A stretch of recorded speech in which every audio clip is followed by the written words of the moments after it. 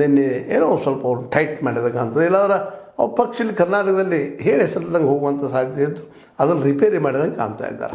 ಹೀಗಾಗಿ ಇವತ್ತು ಮತ್ತೆ ನಿಧಾನಕ್ಕೆ ಇದೆಲ್ಲ ಗೊತ್ತಿರುವಂಥ ರಾಜಕೀಯ ಸೂಕ್ಷ್ಮ ಗೊತ್ತಿರುವಂಥ ಡಿ ಕೆ ಶಿವಕುಮಾರ್ ಅವರು ತಮ್ಮ ಬೇಳೆಯನ್ನು ಬೇಯಿಸಿಕೊಳ್ಳುವಾಗ ಒಂದು ಏನಪ್ಪ ಅಂದ್ರೆ ಕಾಳು ಹೋಗುತ್ತಾರೆ ಅದು ಒಂದು ದಾಳಿ ಮಾಡಿದ್ದಾರೆ.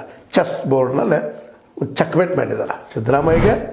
ಅದೇ ಕಾಲಕ್ಕೆ ಈ ಒಂದು ತಮ್ಮ ನಾಯಕತ್ವ ನಂತರ ಯಾರು ಇಲ್ಲಪ್ಪ ಅಂತ ತೋರಿಸಿಕೊಳಿಸುವಾಗ ಮತ್ತು ನಾನಾ ಅಧ್ಯಕ್ಷಪ್ಪ ಇನ್ನು ಬದಲಾಗೋದಿಲ್ಲ, ಸಂಪುಟ ಪುನರ್ರಚನೆ ಆಗ್ಬೋದು, ಆದರೆ ನಾನು ಬದಲಾಗೋದಿಲ್ಲ ಅಧ್ಯಕ್ಷ ಮುಂದಿನ ಎಲೆಕ್ಷನ್ ತನಕ ಅನ್ನೋದು ಸಹಿತ ಡೈರೆಕ್ಟ್ಲಿ ಆರ್ ಇಂಡೈರೆಕ್ಟ್ಲಿ ಉತ್ತರ ಕೊಡ್ತಾ ಇದ್ದಾರೆ. ಇದರಿಂದಾಗಿ ಒಂದು ರೀತಿಯಿಂದ ಸಿದ್ದರಾಮಯ್ಯಗೆ ಹಿನ್ನಡೆ ಆಗಿದೆ.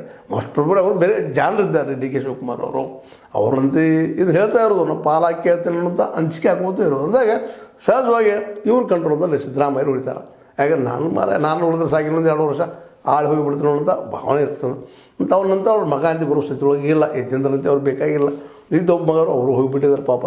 ಹೀಗಾಗಿ ಸಿದ್ದರಾಮಯ್ಯರಿಗೆ ಮತ್ತು ಇನ್ನೊಂದು ತಮ್ಮ ಮಕ್ಕಳ ಸಲ ತಾವು ಪ್ರಯತ್ನ ಮಾಡುವಾಗ ಇನ್ನೊಬ್ಬರ ಮಕ್ಕಳ ಸಲ ಯಾರೂ ಮಾಡೋದಿಲ್ಲ ಜಗತ್ತಿನಲ್ಲಿ, ಇದಂತೂ ಗೊತ್ತಿತ್ತು ಸತ್ಯನದು. ಅದಕ್ಕಾಗಿ ಇವತ್ತು ನೋಡಿ ಯಡಿಯೂರಪ್ಪ ತಮ್ಮ ಮಗಳ ಸಲ ಏನು ಬೇಕಾದ ಮಲಗ್ತಾ ಇರ್ತಾರೆ. ಅವರು ಯತ್ನಾಳ್ ಸಹಿತ ಕಂಟ್ರೋಲ್ ಮಾಡ್ತಾ ಇದ್ದಾರೆ. ಅಷ್ಟೇ ಅಲ್ಲ ಪಕ್ಷದ ಹಿಡಿತ ಸಾಧಿಸ್ಕೊಳ್ತಾ ಇದ್ದಾರೆ. ಮತ್ತು ಹೇಳೋದು ಇಲ್ಲರಿ ನಾವೇನು ಅವ್ರ ವೈರಿಗಳಲ್ಲ, ಬಲ್ಲ ನಮ್ಮ ಜೊತೆ ಮಾತಾಡ್ಕೊಂಡು ಹೋಗ್ತೀವಿ ನಾವು. ಯತ್ನಾಳ್ ವೈರಿಗಳು ಇಲ್ಲರಿ, ಅವ್ರು ನಮ್ಮವ್ರು ಅಂತ ಸ್ಟೇಟ್ಮೆಂಟ್ ಕೊಡ್ತಾರೆ. ಇದು ರಾಜಕೀಯ ಜಾಣತನ. ಅವ್ರು ಯಾಕೆಲ್ಲ ಹಂಗೆ ಮಾಡಿದಾರಪ್ಪ ಅಂತಂದ್ರೆ ಅವ್ರ ಮಗ ಅವ್ರು ವಿಜೇಂದ್ರ ಅವರು ಮತ್ತು ಅವ್ರ ಇನ್ನೊಬ್ಬ ಮಗ ರಾಘವೇಂದ್ರ ಅವ್ರನ್ನ ಉಳಿಸ್ಕೊಡೋದು ಅವ್ರದ್ದು. ಆದರೂ ಇಲ್ಲೇ ಸಿದ್ದರಾಮಯ್ಯನವ್ರಿಗೆ ಸತೀಶ್ ಅವ್ರ ಮಗ ಅಲ್ಲ, ಒಳ್ಳೆಯ ವ್ಯಕ್ತಿ, ಅವ್ರಿಗೆ ಬೇಕಾದಂಥ ವ್ಯಕ್ತಿ, ಅಹಿಂದ ಸಂಘಟನೆಯಲ್ಲಿ ಸಹಾಯ ಮಾಡಿದಂಥವ್ರು, ಅದೆಲ್ಲ ಅವ್ರಲ್ಲದ ಒಳಗೆ.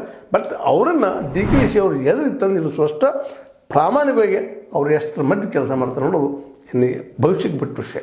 ಅದೇನೂ ಇರಲಿ, ಡಿ ಕೆ ಶಿ ಮಾತ್ರ ಭಾಳ ಜಾಣ್ಮೆಯಿಂದ ತನ್ನ ಎದುರಾಗಿ ಬದುಕಿ ಸರಿಸ್ತಾ ಇದ್ದಾರೆ. ಆದರೆ ಇಲ್ಲೊಂದು ನೆನಪಿಡುವ ಪಕ್ಷ ಡಿ ಕೆ ಶಿ ಅವರಾತು ಸಿದ್ದರಾಮಯ್ಯವರಾತು ಸಿದ್ದರಾಮಯ್ಯ ಕಾಲಂತೆ ಮುಗಿದು ಹೋಗ್ಯದ. ಇನ್ನು ಮುಂಬರುವ ದಿನಗಳಲ್ಲೇ ಮೋದಿಯವ್ರದ್ದು ಇವತ್ತು ಪ್ರಭಾವ ಕಡಿಮೆ ಆಗ್ತಾನೆ ನಡೆದ.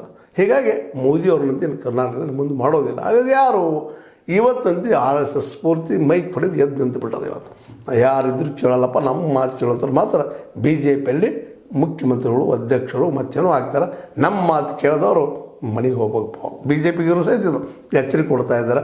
ಮೋದಿ ಬೆಂಬಲಿಗರು ಒಬ್ಬೊಬ್ಬರು ಹಿಂಸರಿಸ್ತಾ ಇದ್ದಾರೆ. ಹೀಗಾಗಿ RSS 2022ರಲ್ಲಿ ಕರ್ನಾಟಕಗಳು ನಡೆಸುವ ಬಿಟ್ಟು ಕೊಡೋಕ್ಕೆ ಸಾಧ್ಯ ಇಲ್ಲ ಅನ್ನೋದನ್ನು ಡಿ ಕೆ ಶಿವಕುಮಾರ್ ಅವರು ತಿಳ್ಕೊಬೇಕು. ಅದೇ ಕಾರಣಕ್ಕೆ ನಮ್ಮ ಸಿದ್ದರಾಮಯ್ಯ ತಿಳ್ಕೊಬೇಕು. ಸಿದ್ದರಾಮಯ್ಯರಿಗೇನು ಮುಗಿದದ ಆಯ್ತು, ಲಾಸ್ಟ್ ಚೀಫ್ ಮಿನಿಸ್ಟರ್ ಏನು ಕೆಲಸ ಮಾಡೋದು ಮಾಡಿ ಹೋಗ್ತೇನೆ ಅಂತ ಅನ್ಬೋದು. ಆದರೆ ಮಾಡೋ ಕೆಲಸಗಳು ಭಾಳ ಇದ್ದಾವೆ, ಅವರು ಮಾಡಬೇಕಾಗ್ಯದ. ಯಾಕಂದ್ರೆ ಕಾಂಗ್ರೆಸ್ನಿಂದ ಇವತ್ತು ಮುಖ್ಯಮಂತ್ರಿ ಆಗಿದ್ದಾರೆ, ದೊಡ್ಡ ವ್ಯಕ್ತಿತ್ವ ಪಡ್ತಾರೆ. ಕಾಂಗ್ರೆಸ್ ಮತ್ತು ಅಹಿಂದ ಇವೆರಡೂ ಉಳದ ಒಂದು ರಾಜಕೀಯದಲ್ಲಿ